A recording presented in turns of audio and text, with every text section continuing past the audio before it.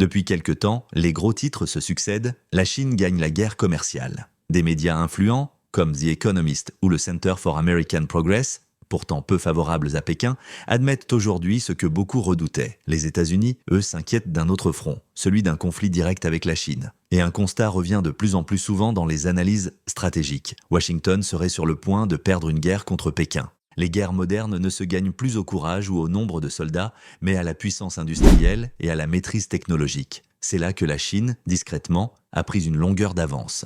Pendant que le débat politique américain s'enlise entre pro-Trump et anti-Trump, Pékin, lui, investit massivement dans ses usines, ses semi-conducteurs et sa marine. Aux États-Unis, certains rêvent d'un retour à la toute-puissance d'hier, cette époque où le pays dominait par son soft power et son économie sans rival. Mais cette nostalgie ne suffit plus. Trump a su captiver une partie du peuple avec son slogan « America First ».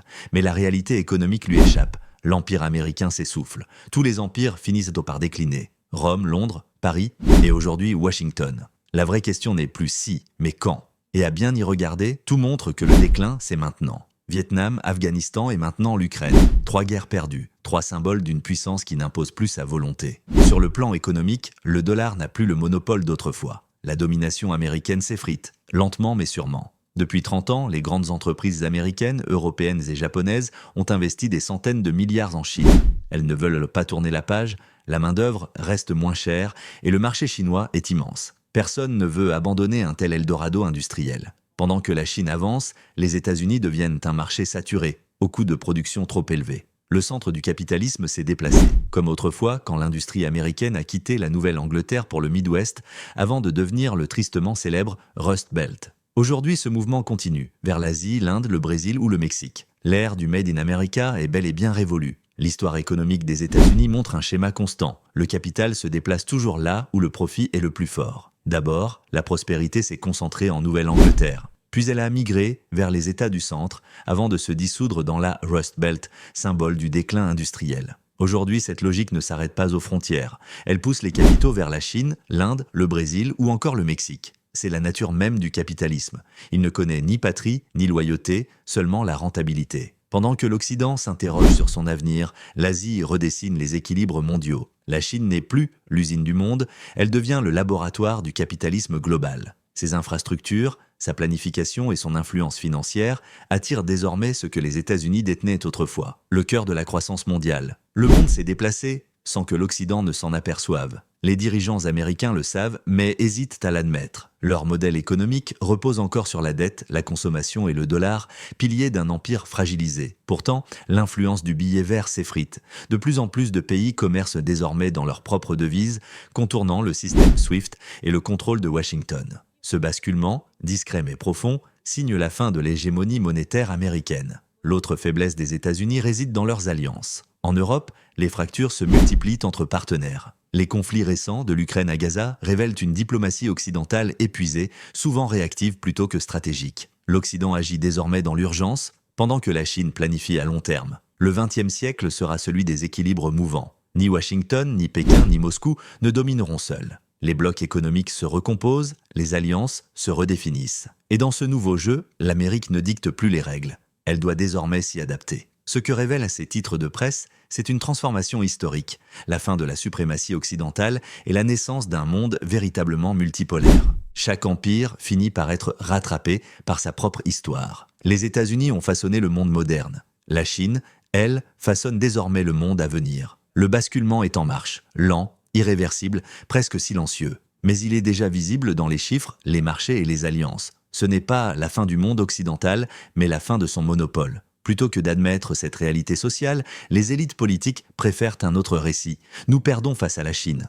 Un langage codé qui permet d'éviter de nommer les vraies causes du déclin, les inégalités internes, la désindustrialisation et la logique du profit à tout prix. Le discours anti-chinois devient alors une façon commode de détourner la colère populaire vers un ennemi extérieur. Les guerres commerciales lancées par Trump ont eu un effet inattendu. Elles ont fragilisé le dollar lui-même. Depuis le début de l'année, sa valeur a chuté de près de 10%. L'industrie américaine, trop dépendante des importations, ne peut plus suivre. De l'électronique aux vêtements vendus dans les supermarchés, la majorité des produits viennent toujours de Chine. Résultat, l'inflation grimpe, les coûts explosent et le Made in USA devient hors de prix. Aujourd'hui, les ménages américains perdent leurs produits entre 20 et 40% plus cher qu'avant. Même taxées, les importations chinoises continuent d'inonder le marché américain. Preuve que la production nationale ne peut pas rivaliser. Ce déséquilibre expose une vérité brutale. Les États-Unis ont perdu leur avantage industriel. Cette guerre tarifaire pousse de plus en plus de pays à s'émanciper du dollar. 3 raisons principales expliquent ce mouvement. D'abord, la dévaluation constante du billet vert,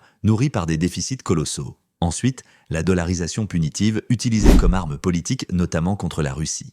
Enfin, la réduction des échanges commerciaux avec les États-Unis, conséquence directe des barrières douanières. Peu à peu, le monde construit un système financier alternatif. Quand Washington a gelé les avoirs russes, plus de 300 milliards de dollars, un signal fort a été envoyé. Vos réserves ne sont plus à l'abri. Depuis, de nombreux pays craignent que le dollar soit utilisé comme une arme, non comme une monnaie. Des puissances émergentes comme l'Indonésie, l'Arabie Saoudite ou le Brésil testent déjà des emprunts libellés en yuan. La confiance, fondement de tout système monétaire, se fissure.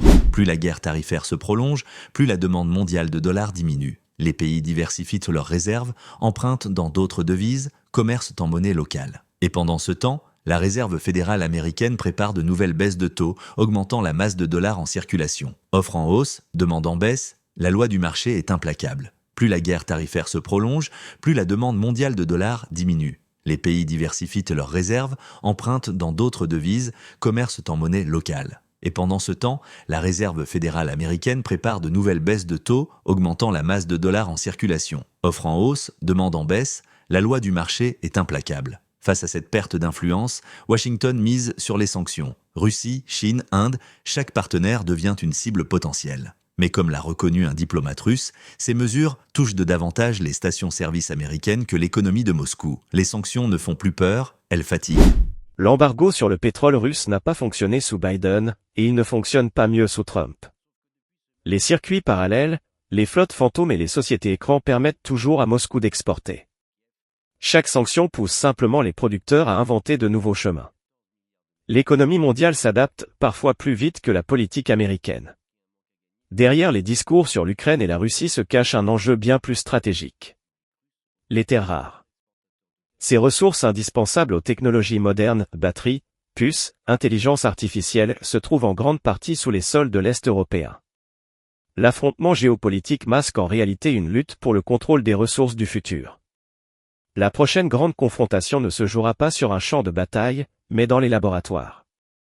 Les États-Unis investissent massivement pour reprendre la tête en matière d'intelligence artificielle et de semi-conducteurs. Trump veut mobiliser jusqu'à 1 000 milliards de dollars auprès des alliés de Washington pour financer cette course technologique. Mais ce pari est risqué, il repose sur la dette et non sur la production réelle. La Chine, de son côté, suit une autre voie. Son intelligence artificielle est intégrée à son industrie, pas à la spéculation financière. Ses usines deviennent plus productives, ses exportations plus compétitives, et les bénéfices sont réinvestis dans la recherche. Un modèle circulaire et autosuffisant, à l'opposé du système américain alimenté par la dette. Deux visions du futur s'affrontent, la technologie comme levier de puissance, ou comme moteur de stabilité. La guerre commerciale entre les États-Unis et la Chine n'est plus une simple question de tarifs. C'est un affrontement global, économique, technologique, idéologique. Et dans cette bataille, Washington joue une partie dangereuse, celle du tout ou rien. Si le pari de l'intelligence artificielle échoue, c'est l'équilibre financier américain tout entier qui pourrait s'effondrer. La Chine, elle, n'a pas besoin de gagner. Il lui suffit d'attendre.